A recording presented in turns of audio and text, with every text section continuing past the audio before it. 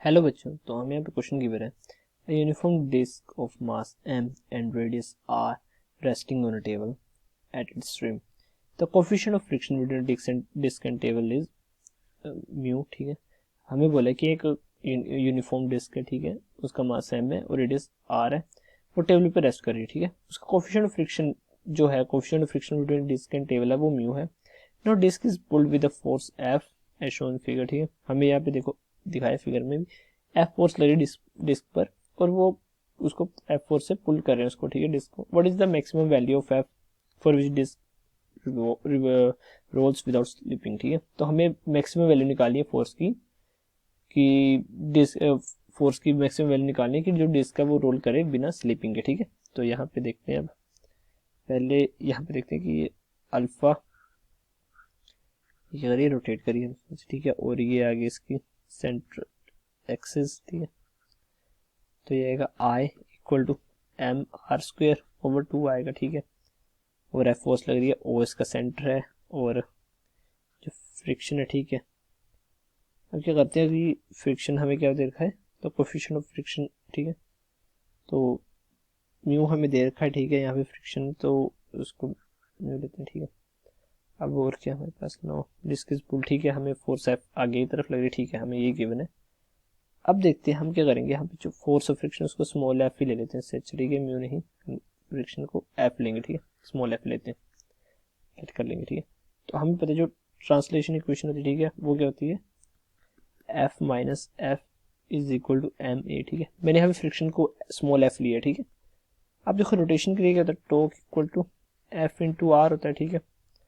तो अब देखो हमें यहाँ पे आर एफ जो होता है वो किसके इक्वल होता है, ठीक है, आई अल्फा, क्योंकि टॉर्क जो होता है आई अल्फा के इक्वल भी होता है, ठीक है। तो यहाँ से क्या करेंगे, हम आई की वैल्यू पुट करते हैं यहाँ पे, तो R alpha equal to I है हमारे पास M R square on 2 into alpha, ठीक है। तो यहाँ से आर और आर कैंसिल हुआ, तो हमारे पास एफ की जो वैल्यू आई, ठीक है, वो कितनी आएगी, एम आर ऑन 2 अल्फा, ठीक है। ये हमारे पास एफ की वैल्यू होगी। अब देखो जो पी है, यहाँ पे पी पॉइंट, कोई पी पॉइंट लेते हैं, वो पॉइंट जो है वो पॉइंट ऑफ कॉन्टेक्ट है, ठीक है। P is the point of contact, ठीक है, पी कोई पॉइंट ऑफ कॉन्टेक्ट है, ठीक है। तो अब देखो हमारा जो वीपी होगा, ठीक है, वो इक्वल टू 0 होगा, ठीक है। और वीपी जो हमारा होगा centre of mass with respect to, ठीक है, सेंटर ऑफ मास को सी ओ एम लिख देता हूँ, ठीक है मैं। तो velocity of point of contact with respect to centre of mass plus V centre of mass with respect to, ठीक है, centre of mass with respect to ground, दोनों का एडिशन, ठीक है। तो ये आएगा वीपी तो 0 है, ठीक है, और ये हमारा point of contact with respect to centre of mass क्या है, ओमेगा आर, प्लस यहाँ पे वी आएगा, ठीक है। अब देखो हमारा जो ओमेगा आर है वो किसके इक्वल आ जाएगा, वी आ जाएगा, ठीक है। अब इन दोनों क्या करेंगे, डिफरेंशिएट करते हैं, तो डिफरेंशिएट करेंगे, D V by D T is equal to D omega R by D T, ठीक है। तो अब देखो इसको डिफरेंशिएट करा, अब पहले निकालते हैं, हमें पता है ए की वैल्यू कितनी होती है, ए इक्वल टू आर अल्फा होता है, ठीक है, और एफ जो होता है वो होता है एम ए ऑन 2, ठीक है। तो यहाँ पे क्या करेंगे, M A equal to 2 F हो जाएगा, ठीक है, हमारा ये आ जाएगी हमारी सेकंड इक्वेशन, ठीक है।